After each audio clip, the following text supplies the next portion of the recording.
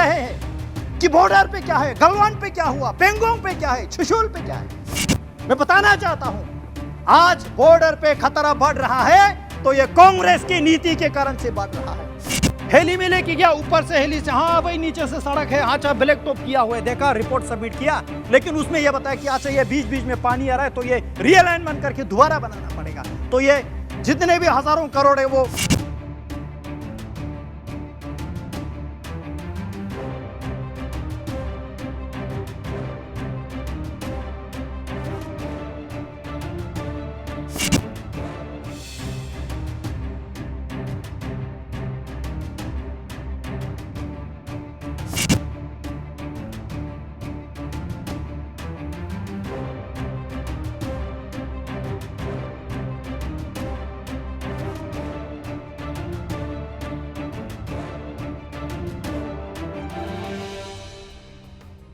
बहुत बहुत धन्यवाद जी। सभापति महोदय। मैं इस बजट को स्वागत करते हुए बजट के पक्ष में बोलने के लिए खड़ा हुआ हूं। सभापति महोदय, मैं सबसे पहले माननीय प्रधानमंत्री श्री नरेंद्र मोदी जी का आभार व्यक्त करना चाहूँगा। माननीय फाइनेंस मिनिस्टर निर्मला सीतारमण जी के द्वारा जो बजट इस सदन में प्रस्तुत किया, मैं कहूँगा वो एक ऐतिहासिक बजट है, क्योंकि हर साल बजट होते हैं, उसमें एक रूटीन बजट होते हैं और ज़्यादातर बजट जो है चुनावी क्षेत्रों को ध्यान में रख के किया जाता है। लेकिन इस बार के बजट में आपको बता दूं, इस बजट में पहली बार बॉर्डर के एरिया तक जहां 7 घर रहते हैं, 2 घर रहते हैं, उन जनसंख्याओं को भी ध्यान में रखते हुए यह बजट ने पहली बार बॉर्डर को स्ट्रेंथन करने के बाद किया है। किसान, गरीब, मजदूर, स्वास्थ्य, शिक्षा, सभी चीजों को मैं उन चीजों में नहीं चढ़ना चाहूंगा।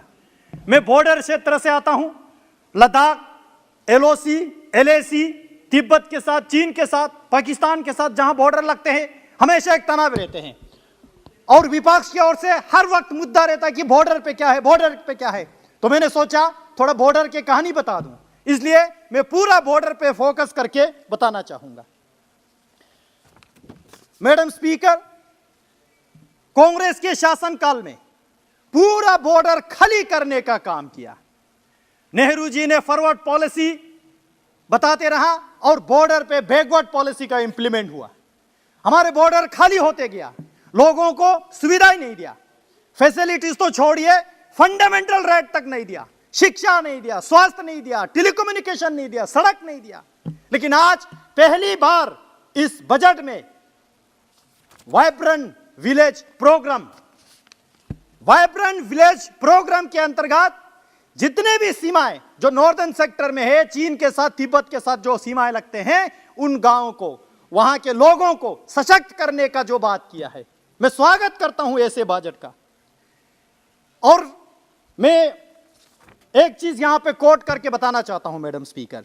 यूपीए सरकार के दौरान 6 सितंबर 2013 को तत्कालीन डिफेंस मिनिस्टर ए के एंटोनी जी का ये इसी सदन में स्टेटमेंट है, independent India, I quote, independent India had a policy for many years was that the best defence of the country's border is not to develop border, undeveloped border are safer than developed border. So for many years, there was no construction of airfields and roads, nothing along the border areas.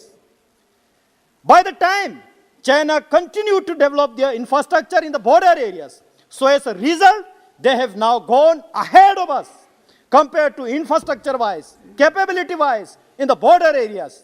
They are ahead. तत्कालीन रक्षा मंत्री जी का ये सदन में statement है, border को backward रखना, border को डेवलप नहीं करना, ये समझते थे कि बॉर्डर की सुरक्षा है। आज उसी पार्टी के लोग बेशर्मिंदा होकर यह सरकार से पूछ रहे हैं कि बॉर्डर पे क्या है, गलवान पे क्या हुआ, पेंगोंग पे क्या है, चुशुल पे क्या है। मैं बताना चाहता हूं आज बॉर्डर पे खतरा बढ़ रहा है तो यह कांग्रेस की नीति के कारण से बढ़ रहा है। चाइना की ओर से सीपैक बना दिया, चाइना पाकिस्तान इकोनॉमिक कॉरिडोर, ये मोदी जी के शासनकाल में नहीं बना, डेमजोग के आगे टाशीगंग में हाइडल पावर डैम बना दिया, रोड बना दिया, 6-8 एयरपोर्ट बना दिया, पूरे लद्दाख को गिरा दिया। यह कांग्रेस के शासनकाल में हुआ और हमारे यहां से उफ तक नहीं बोला कांग्रेस सरकार ने। मैं बताना चाहता हूं अध्यक्ष महोदय, अभी गलवान सेक्टर के बाद बार बार आते, गलवान, फिर वहां से जाके मोरगो, दौलतबेग सेक्टर, पूरे उस एरिया को नॉर्दर्न सब सेक्टर कहते हैं, जहां कनेक्टिविटी के लिए डीएसडीबीओ दुर्बुक शायोग दौलतबेग उड़ी जो एक सड़क होता है, माननीय अटल जी के सरकार के दौरान वहां पे सड़क बनाने के जो निर्णय लिया 220 किलोमीटर का, 2020 में वो काम चालू हुआ। उसके बाद कांग्रेस सरकार आया। अध्यक्ष जी, मैं आपको बता दूं, 2012 तक वो सड़क कंप्लीट नहीं हुआ, बना ही नहीं वहां पे, और विजिलेंस लग गया। विजिलेंस में बताया कि वहां तो इतना दूर है, बर्फ है, पानी है, नहीं जा पाएंगे, आपको हेली गाड़ी कराते हैं। तो विजिलेंस कमेटी को हेली में ले गया। मैं आपको बहुत इंटरेस्टिंग कहानी सुना रहा हूं।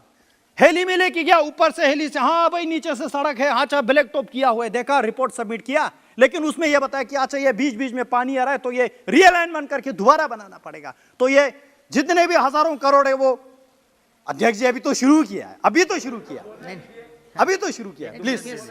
तो वो सड़क जो है रिपोर्ट में बता दिया कि अच्छा ये ब्लैक टॉप हुआ, बीच बीच में इसको रीअलाइनमेंट करना पड़ेगा। मैं आपको बता दूं अध्यक्ष महोदय, सड़क बने ही नहीं, नीचे ब्लैक टॉप के जगह कंबल बिछा दिया इन्होंने, कंबल बिछा दिया। आप यकीन करोगे, कंबल बिछा के वो आज भी, मैं वहां शायोग जाता हूं, दुर्बुक जाता हूं, टंगसे जाता हूं, लोगों से मिलता हूं, वही लोग जो ग्राउंड की हकीकत कहानी मुझे बताते हैं, संसद जी ऐसा होता था। लेकिन आज 2014 में मोदी जी की सरकार आए, तब से उस काम में रफ्तार पकड़ा, नए सिरे से शुरू किया। 2017 तक दौलतबेग उड़ी सेक्टर तक 220 किलोमीटर का सड़क चकाचक बना दिया। 2019 में माननीय रक्षा मंत्री राजनाथ सिंह वहां जाके 500 मीटर के गलवान घाटी के सामने एक ब्रिज का इनॉग्रेशन होता है। यह बॉर्डर का इंफ्रास्ट्रक्चर नहीं है क्या? उस रोड के समेत 37 ब्रिजेस जो स्ट्रेटेजिकली बहुत इंपॉर्टेंट है। मैं बताना चाहता हूं यह हो रहा है बॉर्डर में। ये बार बार पूछ रहे हैं कि बॉर्डर में क्या होता है। PP-14 गलवान घाटी बार बार चर्चा में आते हैं। मैं बताना चाहता हूं गलवान घाटी बहुत बड़ा इलाका है। नेहरू जी के टाइम पे गलवान घाटी ऑलरेडी अक्साई चीन में जा चुके हैं। हमारे पास जो बचा है वो PP-14 गलवान के मुंह है। आज भी हम वहीं पे हैं जहां पे हम थे। 1 इंच नहीं गया, 1 इंच नहीं गया। मैं बताना चाहता हूं अध्यक्ष जी आपको, पूरे बॉर्डर क्षेत्र में लुकुंग से लेके स्पंगमिक, मनमेरा, खक्ता, छुशुल, जिन गांव का मैं नाम ले रहा हूं, पेंगोंग झील के सामने किनारे वाले हैं, सड़क ही नहीं थे। आज माननीय मोदी जी ने CRF के फंड से, PMGSY के फंड से वो सारा ब्लैक टॉप हो चुका है। ये हो रहा है बॉर्डर में। छुशुल जहां पे 1962 में रिजंगला वार बहुत एक प्रचलित है, बहुत फेमस है। उस छुशुल में आज 4G से ज्यादा स्पीड में टेलीकम्युनिकेशन वहां नेटवर्क चलता है। यह हो रहा है बॉर्डर पे। आज बॉर्डर इंफ्रास्ट्रक्चर डेवलप करके अपने सीमा सुरक्षा बढ़ा रहे हैं। छुशुल से और एक चीज मैं बताना चाहता हूं, वहां पे रिजंगला मेजर शतन सिंह जी के समेत 114 कुमाऊं के जवानों ने शहादत दी, बलिदान दिया 18 नवंबर 1962 में। कांग्रेस के तत्कालीन सरकार ने माना ही नहीं। बहुत दुख होता है ये बताते हुए, बहुत दुख होता है। वहां पे 18 नवंबर 1962 के सुबह युद्ध हुआ, हमारे 114 जवान शहीद हुआ। 4 महीने तक कांग्रेस ने उसका पूछताछ नहीं किया। मना की दिल्ली सरकार ने, कहीं भाग गया होगा, सरेंडर किया होगा, युद्ध का मैदान छोड़ दिया होगा। पूरा बर्फ पड़ा, विंटर में बर्फ में सारे हमारे वीर जवानों के लाशें ढक गया। धीरे धीरे बर्फ पिघलते गया। हमारे वहां जो भेड़ बकरी पश्मीना गोट चराने जाते थे उन लोगों ने दिया, अरे ये तो लाश है, ये तो हमारे फौजी का है। तब जाके पता चला हमारे भारतीय सेना ने 1 इंच तक नहीं गवाया। और वहां से the last man, Indian army का एक बहुत बड़ा स्लोगन आता है, जो अंतिम व्यक्ति, अंतिम अम्युनिशन तक वहां पे जो लड़ाई किया, the last man last round, ये आज बहुत फेमस स्लोगन है। वहां जो लाश पड़े थे हमारे सेनाओं के, किसी के हाथ में बम, किसी के हाथ में बंदूक, किसी के हाथ में जो इंजेक्शन, जो मेडिकल असिस्टेंट थे, पूछा ही नहीं कांग्रेस ने इतने बेशर्मी से। आज 60 साल के बाद नरेंद्र मोदी जी के सरकार ने मेजर शतन सिंह के समेत 114 जवानों को अपने शौर्य गाथा लिखने का जो समय दिया, वहां पे वार मेमोरियल बना के इस बात उसका उद्घाटन। ये कांग्रेस पार्टी हमेशा भारतीय सेना पे संदेह करते रहता है, उंगली उठाते रहता है।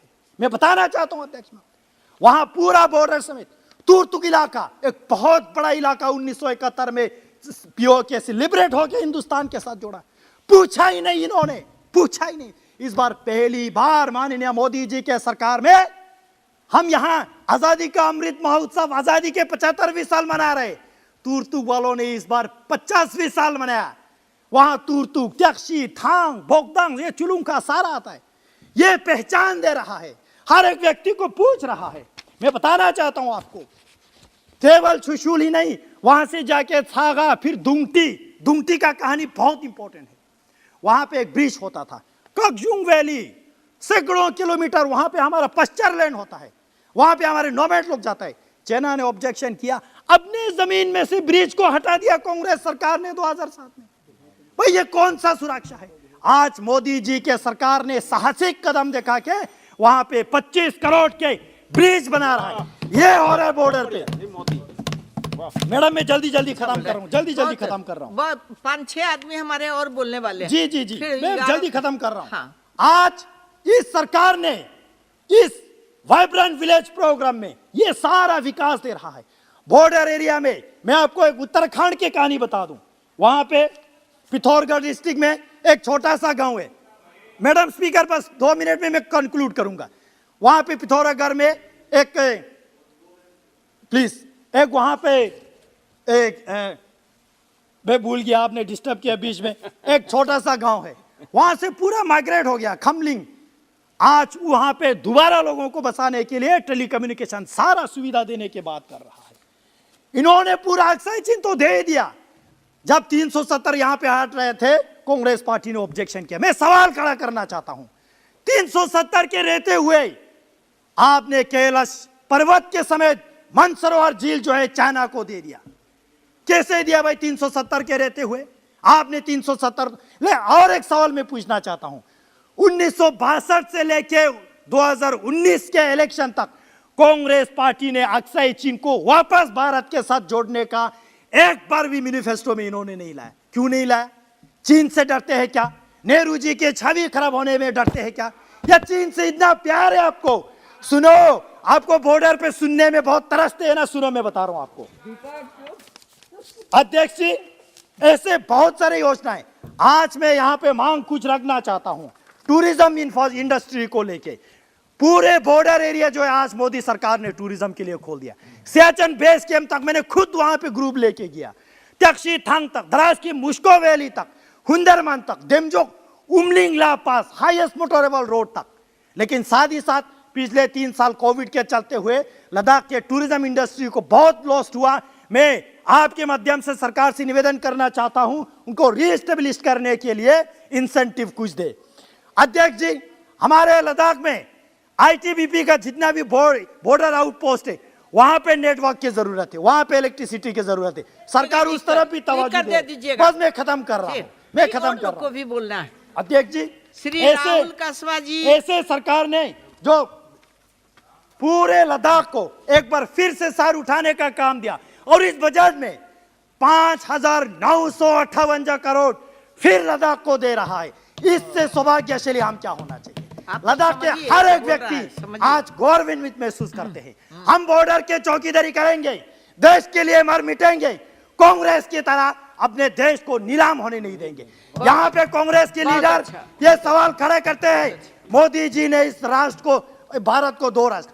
मैं बताना चाहता हूं, कांग्रेस ने मोहम्मद अली जिन्ना जी ने 2 नेशन का थ्योरी दिया।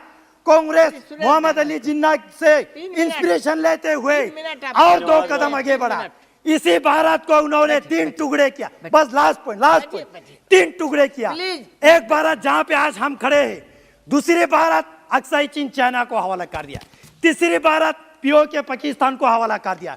कांग्रेस पार्टी बेशर्मिंदा से आज सरकार के नियत और इंडियन आर्मी के शौर्य गथा पे सवाल खड़ा कर रहा है। मैं आपको बहुत बहुत आभार व्यक्त करता हूं आपने मुझे और इस बजट को मैं स्वागत करता हूं। बहुत मौका दिया। बहुत सारी बातें आ गई, बहुत सारी। हमारा देश आज़ादी के 75 वर्ष में प्रवेश